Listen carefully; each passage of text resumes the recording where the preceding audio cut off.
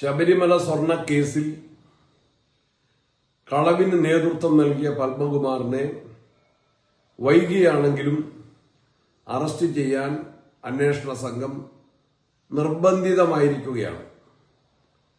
ഈ കേസിൽ രാഷ്ട്രീയ നേതാക്കന്മാരുൾപ്പെടെ പ്രതികളാണ് എന്ന് ഹൈക്കോടതി ആവർത്തിച്ചു പറഞ്ഞിട്ടും ഭരണത്തിന്റെ തണലിൽ രാഷ്ട്രീയ നേതാക്കന്മാരായ പ്രതികൾ ഇതുവരെയും അറസ്റ്റിൽ നിന്ന് ഒഴിവാക്കപ്പെടുകയായിരുന്നു.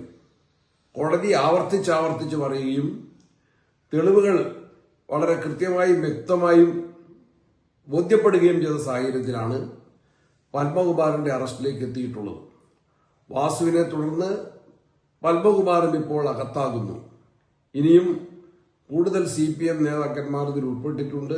ഇത് 2019 മുതൽ 25 വരെ നടന്ന ഗൂഢാലോചനയും വഞ്ചനയും കളവും ചതിയുമാണ്. ഇവരിൽ ചോദ്യം ചെയ്ത് ഈ നഷ്ടപ്പെട്ട സ്വർണങ്ങൾ, എത്രയോ കോടിക്കണക്കിന് രൂപ വിലയുള്ള സ്വർണം എവിടെ വിറ്റു, ആർക്ക് വിറ്റു, എത്ര പണം കിട്ടി, ആ പണം എന്ത് ചെയ്തു, ഈ ഗൂഢാലോചനയുടെ തെളിവുകൾ ശേഖരിക്കാൻ പോലീസിന് കഴിയണം. ഭരണത്തിന്റെ സ്വാധീനത്തിന്റെ ബലത്തിലും തണലിലും പ്രതികൾ രക്ഷപ്പെടുന്നത് ഒരു കാരണവശാലും അനുവദനീയമല്ല. പ്രതികളെ സംരക്ഷിക്കാനുള്ള ഭരണ സംവിധാനങ്ങളുടെ വ്യഗ്രത വളരെ പ്രകടമാണ്. 1.5 മാസം മുൻപാണ് കോടതി ഈ കേസിൽ ആദ്യമേ വിധി പറഞ്ഞത്. 1.5 മാസത്തിന് ശേഷമെങ്കിലും അറസ്റ്റ് നടന്നു.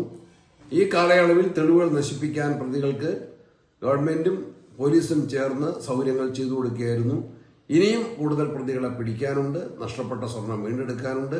അതിന് ഗവൺമെന്റും അന്വേഷണ ഏജൻസികളും തയ്യാറാകണം എന്നാവശ്യപ്പെടുകയാണ്.